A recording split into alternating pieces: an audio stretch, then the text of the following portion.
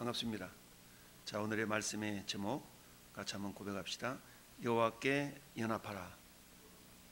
아멘. 여호와께 연합하라. 오늘 우리가 함께 읽은 열왕기하 18장 1절부터 12절에는 귀중한 사건, 중요한 사건 두 가지가 기록되어 있습니다. 첫 번째 사건은 북쪽 이스라엘이 아수리에게 멸망당한 그런 사건과 두 번째는 남쪽 유다 왕 히스기야 왕의 종교 개혁이 기록되어 있습니다. 그렇다면 북쪽 이스라엘이 멸망당하게 된 근본적인 원인을 성경은 우상 숭배다라고 말씀하고 있습니다. 마지막 왕이 19번째 왕인 호세아라는 왕인데요, 이 호세아 왕은 이름이 여호수아, 호세아와 예수 같은 이름의 뜻인데요, 구원자란 뜻입니다. 이 구원자는 이름의 뜻을 가진 호세아 왕은 북쪽 이스라엘을 구원해내는 그런 구원의 도구로 쓰임을 받아야 되는데 그렇지 않냐고 결국 멸망을 당하고 말았습니다. 호세아 왕이 총 9년의 통치 기간 동안에 결국 북쪽 아수리에 의해서 결국 호세아 9년에 멸망을 당하고 말았던 것이죠. 그러면 북쪽 이스라엘이 멸망당한 원인을 성경은 한마디로 12절에 이렇게 이야기를 하고 있습니다. 이는 그들이 하나님 여호와의 말씀을 듣지 아니하고 그의 언약과 여호와의 종 모세가 명령한 모든 것을 따르지 아니했다라고 말씀합니다. 한마디로 말하면 우상 숭배와 말씀에 대한 불순종 때문에 결국 멸망당하고 말았다라는 얘기입니다. 그리고 우리는 북이스라엘의 멸망을 바라보면서 오늘 이 시대를 살아가는 저와 여러분들, 우리 예수 믿는 사람들이 우상 숭배라고 그래가지고 어떤 우상을 새겨서 섬기는 그런 모습은 거의 없죠. 대신 우리 마음이 하나님을 향하는 것을 방해하는 그런 많은 요소들이 있는 것을 봅니다. 그런 하나님보다 더 내 마음을 빼앗아갈 수 있는 다양한 요소들을 우리는 우상이다라고 표현할 수가 있죠. 오늘 두 번째 사건은 뭡니까? 오늘 본문에 등장하고 있는 히스기야 왕에 대한 이야기입니다. 여러분, 남쪽 유다는 총 20명의 왕이 있었는데 그 가운데 히스기야 왕은 13번째 왕입니다. 히스기야 왕 시대에 있었던 역사적인 사건을 우리가 기억하면 복이 됩니다라고 자주 말씀드렸죠. 그 역사적인 사건이 북쪽 이스라엘이 멸망당한 사건입니다. 히스기야 왕은 북쪽 이스라엘이 멸망당한 사건을 바라보면서 어떤 마음을 품었겠어요? 야, 저 아수르가 여차하면 우리 남유다도 멸망시키겠구나 라는 그런 불안감이 있지 않았겠어요? 그럴 때 어떤 모습이었겠어요? 저 북쪽 아수르하고 어떻게 좀 잘 지내가지고 우리나라가 위험으로부터 좀 면함을 받아야지, 이런 생각도 가질 만하지 않겠습니까? 그런데 성경은 이렇게 말씀하고 있어요. 7절 하반절에 저가 아수르 왕을 배반하고 섬기지 아니했다. 즉 아수르 왕과 적절한 그런 관계를 유지함으로 나라의 안위를 지키려 하는 것이 아니라 히스기야 왕의 나라 지키는 비결은 철저한 하나님 신뢰, 이것을 오늘 본문은 여호와께 연합하여 그에게서 떠나지 아니하고 라고 말씀을 하고 있습니다. 여러분, 연합하다라는 단어는 다바크라는 단어거든요. 이 다바크라는 단어인데 이 다바크라는 단어가 이곳에서만 쓰여진 것이 아니라 우리가 이해하기 쉽게 기록된 성경 본문이 있는데요, 그것은 룻기서 1장 14절의 말씀입니다. 여러분, 룻기서는 총 4장으로 이루어져 있지만 이 룻기서를 통하여서 정말 룻이 예수 그리스도의 계보에 들어오기까지 그런 과정을 기록하고 있고요, 룻이 다윗 왕의 증조부가 되는 그런 내용들이 기록되어 있죠. 비록 룻은 모압 여인이었지만 이방 여인이 예수 그리스도의 계보에 들어오게 되는 그런 어떤 복을 받은 사건이 룻기서죠. 이 룻은 시어머니 나오미와 함께 모압 땅을 떠나서 그야말로 베들레헴으로 돌아오게 되는 그런 어떤 여정이 기록되어 있죠. 그때에 나오미는 며느리 룻과 함께 오는데 그 룻이 시어머니를 어떻게 해요? 쫓아오는 그런 모습을 표현할 때 나오미를 붙쫓았다라는 표현이 있습니다. 붙쫓았다. 이건 마치 어린아이들이 어머니 바짓가랑이 어머니 치맛자락 바짝 잡고 떨어지지 아니하려 하는 그런 모습을 표현할 때 붙잡다 붙잡다 이런 표현을 사용하고 있는 것이죠. 뿐만 아니라 여호수아를 통해서 하나님께서는 이스라엘 백성들에게 하셨던 말씀, 여호와께 친근히 하라, 친근히 하라. 다른 말로 말하면 하나님과 친하게 지내라는 얘기죠. 왜? 어떤 사람과 우리가 한 마음이 되고 연합하기 위해서는 친하지 않으면 연합할 수가 없죠. 그런 것처럼 여호수아는 이스라엘 백성들을 향해서 여호와께 친근히 친하게 지내라라고 표현을 하고 있는 것을 봅니다. 그런 동일한 단어가 오늘 6절에 있는 여호와께 연합하여라는 단어인 것을 보게 됩니다. 그런데 이 히스기야 왕을 칭찬을 하게 되는데 어떻게 칭찬을 했는가? 3절 말씀 보면 히스기야가 그의 조상 모든 다윗의 모든 행위와 같이 여호와께서 보시기에 정직하게 행했다라고 말씀하고 있습니다. 여러분, 북쪽 왕과 남쪽 유다 왕들을 평가할 때 평가하는 기준이 있습니다. 그 평가의 기준은 뭐냐? 북쪽 이스라엘 왕이 제대로 된 통치를 하지 못하면 여로보암의 길을 따라 악을 행했다라고 북쪽 이스라엘 왕이 잘못된 길을 행할 때는 그렇게 평가를 합니다. 여러분, 여로보암의 왕의 잘못이 뭐라고 그랬습니까? 그게 세 가지라고 그랬죠. 첫 번째는 북쪽 단과 남쪽 베델에 금송아지 만들어서 우상을 섬긴 죄. 두 번째는 평민으로 제사장을 삼은 죄. 세 번째는 보통 날짜 7월 15일이 장막절인데 8월 15일 날로 장막절을 삼은 죄. 이 세 가지 죄를 보통 여로보암의 죄라고 표현하죠.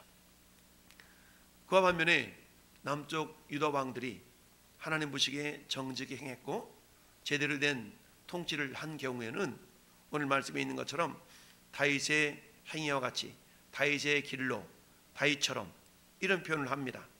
왜냐하면 다윗은 사도행전 17장에 이 다윗을 표현할 때 하나님 마음에 합한 사람, 마음에 맞은 사람 이렇게 표현하고 있습니다. 여러분, 세상에서도 어떤 사람들이 사업을 같이 할라치면 마음에 맞은 사람과 사업을 같이 하게 되죠. 마음에 맞지 않는데 어떻게 연합해서 비즈니스 사업을 해 나갈 수가 있겠습니까?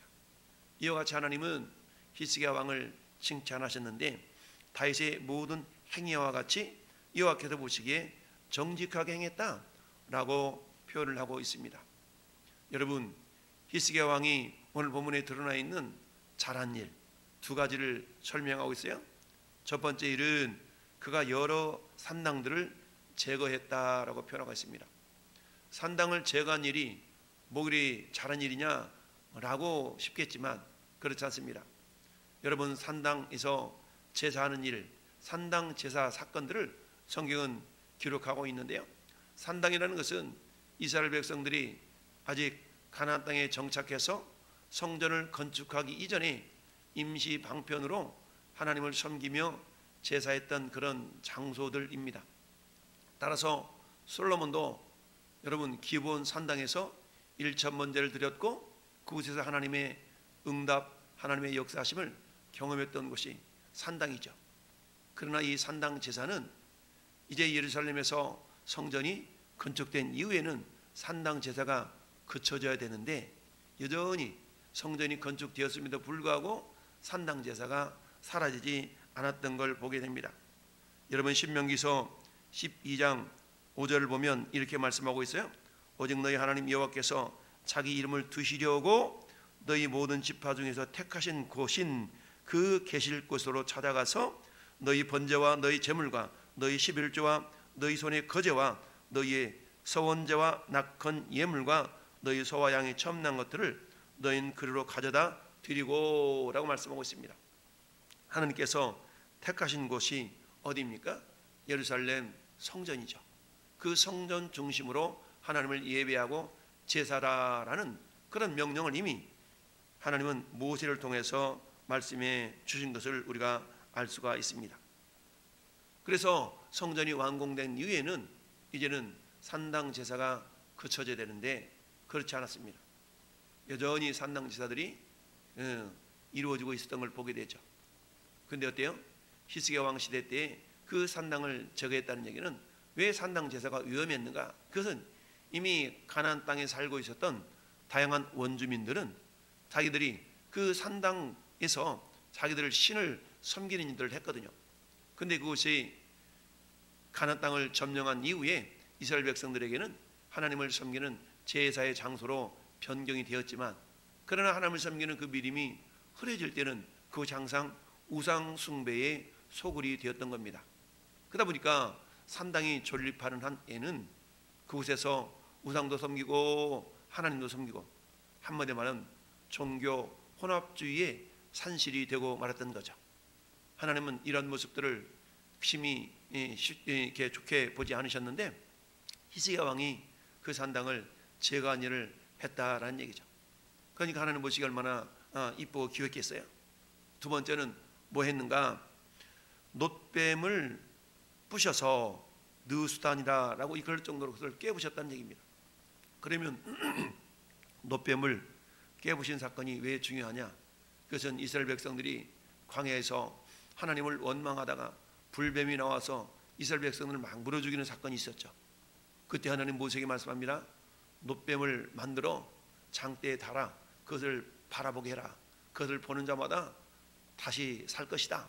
죽지 않을 것이다 라고 말씀해서 놋뱀을 만들어 장대에 세우게 되죠. 그 장대에 달려있는 놋뱀을 본 자들마다 죽지 않고 살아난 사건이 있었죠. 여러분, 이 놋뱀 사건은 장차 오실 예수 그리스도의 십자가의 사건을 예표하고 있는 겁니다. 그런데 이 놋뱀을 이렇게 그동안 계속 간직하고 가지고 왔던 건데 이것이 또한 뭐가 되냐? 우상이 되었다는 얘기입니다. 그러다 보니까 아무리 귀한 것이지만 그것이 우상으로 전락할 때는 그것을 과감하게 제거해야 되는데 그동안의 것을 그렇지 못했다는 얘기입니다. 그런데 히스기야 왕은 이 놋뱀을 부셔서 그야말로 느수단이라 만들었다. 4절 하반절 말씀 보니까 모세가 만들었던 놋뱀을 이스라엘 자손이 이때까지 향하여 분향함으로 그걸 우상 숭배의 하나의 도구로 사용했다는 얘기예요. 그러다 보니까 그것들을 부수고 느수단이라 일컬었더라 라고 말씀합니다. 이처럼 히스기야 왕은 하나님이 기뻐하신 일에 최선을 다했던 걸 보게 됩니다. 그리고는 히스기야 왕은 어때요? 이스라엘 하나님 여호와를 의지하였는데 그의 전후 유다 여러 왕 중에서 그러한 자가 없었더라. 이처럼 히스기야 왕은 하나님을 의지하고 신뢰하는 일에 남다른 열심이 있었다라는 것을 성경에 표현하고 있습니다. 결국 이 모습을 한 단어로 여호와께 연합했다라고 표현하고 있죠. 그리고 어때요? 이처럼 연합하고 있는 히스기야 왕에게 하나님은 복을 주셨는데 그 복의 내용이 7절 말씀입니다. 여호와께서 그와 함께 하심에 그가 어디로 가든지 형통하였더라라고 말씀합니다. 여러분, 히스기야 왕 당시에 북쪽 이스라엘이 아수르에게 멸망을 당했어요. 그럼 히스기야 입장에서는 어때요? 야, 우리 남쪽도 위험한 거 아닌가? 그럼 저 아수르하고 잘 지내야 되는데 동맹을 맺을까? 이런 생각을 갖지 않았겠어요? 그런데 성경은 그렇게 표현하지 않고 아수르 왕을 배반하고 섬기지 아니했다라고 말씀합니다. 이건 뭡니까? 히스기야 왕은 오로지 하나님만을 바라보는 그런 믿음을 지켰다라고 평가를 하고 있는 것이죠. 여러분, 오늘날도 마찬가지입니다. 오늘날 우리 생각에는 이렇게 하면 잘 될 것 같고 이렇게 하면 잘 될 것 같고 해서 자기의 생각대로 하나님을 앞세우지 아니하고 인간적인 생각으로 이렇게 행동하는 경우가 얼마나 많습니까? 그러나 우리 삶의 주권자는 하나님이신 것을 보게 됩니다.